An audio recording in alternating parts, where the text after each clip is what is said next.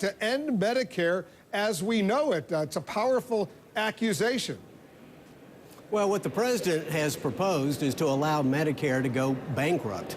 That's what the trustees to Medicare say. We know that Medicare and Medicaid and Social Security, programs that frankly have been of great benefit to our parents and grandparents are morphing into cruel Ponzi schemes for our children and our grandchildren. And what does the president propose? Well, I'm going to set up some artificial numbers, and then I'm going to have rationing on steroids and price controls on steroids, and somehow that's going to solve the problem. When it comes to Medicaid, there really isn't a proposal, and for Social Security, he doesn't even acknowledge the problem, and under current law, our children are going to get a 22% benefit cut.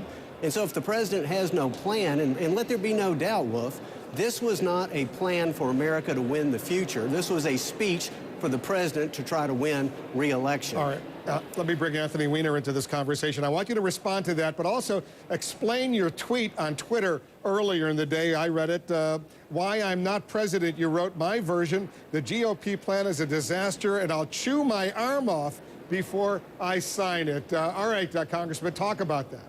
Well, that's a little blunt way of putting what I think the president summarized, frankly, in a very kind of gentle way. Now, Jeb didn't answer your question about Medicare, so I will. Yes, the Republicans are proposing to end Medicare as we know it. They're proposing to say to seniors in the future that in order for you to get health care, we're going to give you a coupon, and you go out and do your best to shop for health care. I can tell you when people like my father retired just south of 65, he couldn't even get health insurance, let alone health insurance that was paid for by a voucher. Look, the president gave an adult speech today about what our problem is, but also laid down the line and says we are not prepared as a country to give up on Medicare. We're not prepared to buy into the mythology that Jeb just perpetuated. Social Security adds $0 to the deficit. That's a fact. In fact, far from borrowing money from China, we borrow most of the money to support other things in the government from the Social Security Trust Fund, and we're going to fight to protect those things. Go ahead, Congressman Hensarling, and respond. Well, one, it's interesting. The only people who have actually raided Medicare are the Democrats. Anthony voted for Obamacare. They took $500 billion out of Medicare to try to go and fund Obamacare. Number one, Social Security, we've already heard from the trustees, is cash flowing negative now. And so what we have are Democrats who are trying to perpetuate this myth, not give the facts to the American people, that programs are going broke. The Republican plan is simple.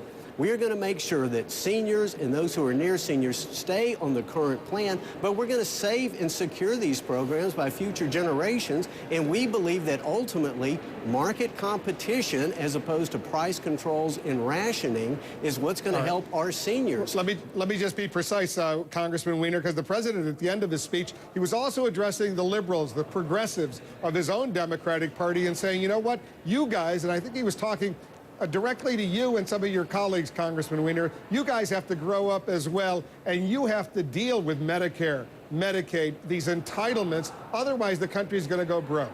100% correct. You know, it's interesting watching the schizophrenia of the Republican Party. They criticized Democrats for trying to get efficiencies in Medicare and adding 10 years to its life expectancy. So how do they respond? By slashing hundreds of billions of dollars from it and ending it as we know it. Look, Democrats are the party trying to protect Medicare, but I agree with what the president says. We all have to have things on the table. That's why when we look at the $1.65 trillion in tax cuts for the wealthy that Bush gave, that Bush handed out, that created this deficit today, we have to say, you know what? Maybe millionaires and billionaires have to wait at the end of the line before the next tranche of tax cuts. Are you ready to deal with taxes, put that on the table as part of an effort to end this debt crisis right now, Congressman Hensarling?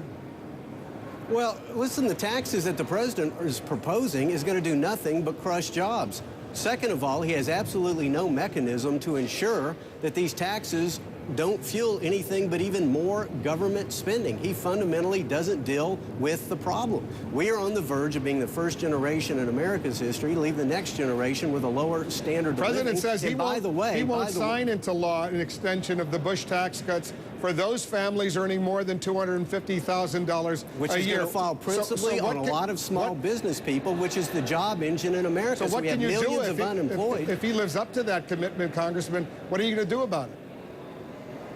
Well, there will be an intervening election soon, and the American people will have their say. Again, the president didn't present a plan today. He presented an election speech, which is why on Sunday, this wasn't unveiled by his OMB director, by his Secretary of Treasury. It was unveiled by his campaign manager. This is taking class warfare to an all-new high. We will not have jobs in America as long as we have this debt hanging overhead. There's not going to be healthy job creation. And the president punts again and says, well, here's the answer. I ignored my first fiscal responsibility commission, so now I'm going to create a second one. Maybe I'll listen to them. I'm going to bring Congressman Weiner in a second, but very quickly, because I asked Gene Sperling, the president's economic advisor, in the last hour, under his plan, the president's plan, with General Electric, which made $14 billion in profit last year worldwide, $5 billion here in the United States, they paid no taxes to the federal government. Under the Republicans' plan, Congressman Hensarling, would GE pay any tax?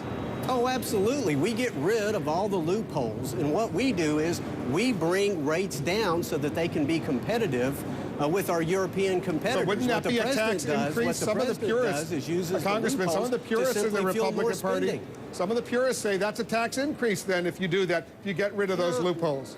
No, we say we use that in order to bring rates down. We flatten, we make the tax code flatter, fairer, simpler, more competitive so that we can create jobs. What the president does is simply raise the effective tax rates, and I don't know anybody in America who thinks that if you increase taxes on their employer that they're going to be able to hire your out-of-work neighbor, much less give you a raise. Right, go ahead and respond to that, Congressman Weiner.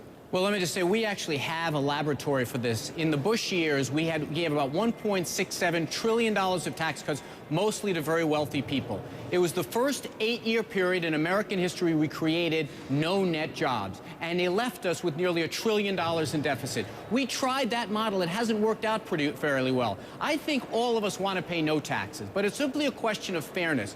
Under the president's plan, the middle class and those struggling to make it won't see a tax increase. Under the Republican plan, not only will there be a giant tax increase for millionaires and billionaires, how are they going to pay for it? Eliminating Medicare. Those are the simple facts of the proposal. All right. Now, what the facts are you are proposing the highest tax increase in America's history on job creators and expecting for there to be more jobs. In the Republican plan, all we do is prevent your tax increase, including the tax increase that is in Obamacare. It's let's the look at the Democrats who are raising taxes on job creators. Jeb, I voted for the stimulus, which had the biggest tax cut for the middle class. You voted no on it. I'm the tax cutter in this conversation. Convince the American people of that, Anthony. Good luck. Gentlemen, that's what I'm doing. Thanks very much today. An opening salvo from both sides. This is going to be increasingly important, though, in the coming weeks. Appreciate it very much, Congressman. The president spoke for 44 minutes. You might excuse some people for nodding off, but the vice president of the United States, was he one of them? Also, word of a new U.S. airstrike in Libya. Isn't NATO supposed to be doing that now?